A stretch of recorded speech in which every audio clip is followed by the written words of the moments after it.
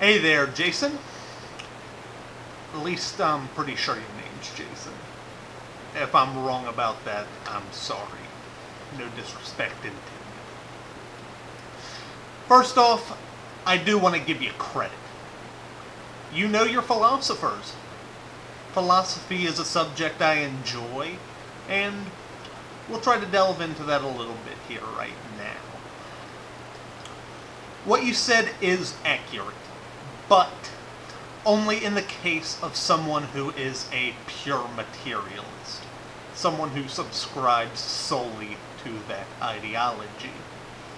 The problem is that you seem to equate atheism with materialism, as if they're the exact same idea. That's not the case. Atheism is simply one idea. Well, technically, the lack of one idea. You know, that being the lack of the idea of a god or gods. With that being said, we're not all of the same ideology. You're quoting Nietzsche and Russell as if their writings are the holy scripture of atheism, when in fact they're merely writings by atheists. You were right in saying that my disagreement was with those philosophers, but also I'm disagreeing with you for agreeing with them. You know, it's part of the package. Great thinkers as they were still human, and hence fallible. I'm not attempting to say that I'm smarter than either of them. There's just as much chance that I'm full of shit as well, but I'm willing to accept that. I'm willing to accept that what I have to say may be complete and utter bullshit. And if I am full of shit, not only would I like someone to call me on it, I'd appreciate it if someone could formulate a convincing argument as to why I am. Back on topic, though. Coming to the realization that there is no God, and that we create our own meaning, doesn't have to diminish the meaning that I've created. You know what? Take this alcohol, for example. I know that after drinking it, it's going to go into my stomach, and upon digestion, chemicals will be released into my bloodstream. When those chemicals reach my brain, they'll depress my senses and give me a general giddy feeling. Knowing that doesn't change the feeling that occurs, though, and it doesn't blend to the idea, well, I know this is happening, so what the fuck's the point? There's a sense of awe in knowing how it occurs. To be able to know the scientific and evolutionary basis for the emotions I have, and to still be able to feel the power that they have on me, is rather unique and meaningful experience for me. That's the point. Knowing that I'm creating the meaning makes life a more personal experience. My life and the things that I find meaningful may not mean anything to anyone else, but they do to me.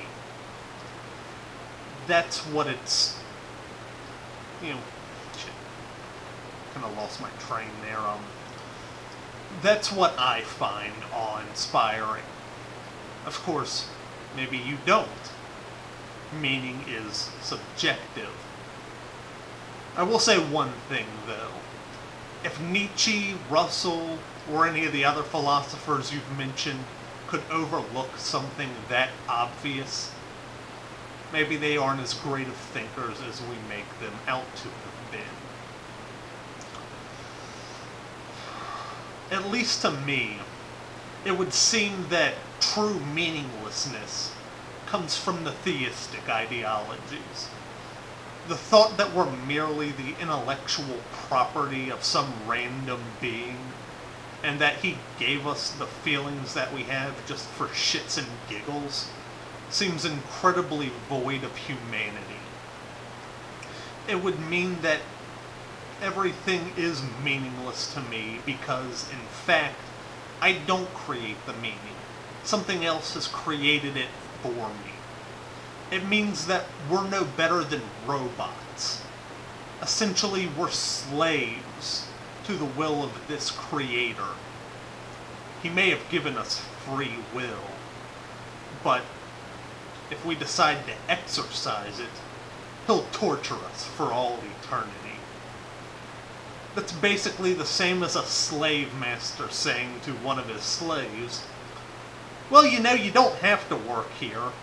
You can run along if you want to.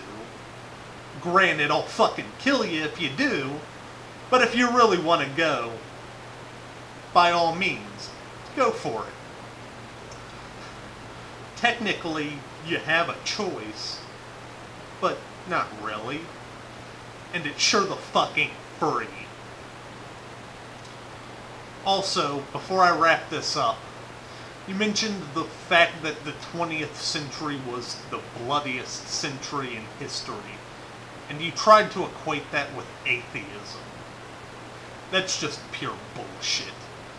Atheism had nothing to do with the increased bloodshed of the 20th century. That was technology. People came up with more efficient ways of killing larger numbers of people.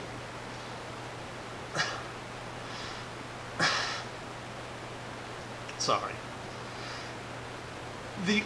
That was the only difference between those wars and the wars of the past. If airplanes, tanks, and nuclear bombs had been invented in the 16th century, then that would have been the bloodiest century.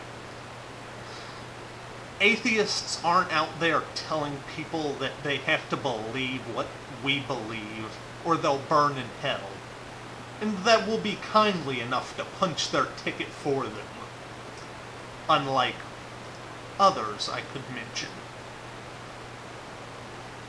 That's simply because there's no particular belief structure to force anyone into. But, I think that's where I'll end this one. And, if there are any questions, you know what to do.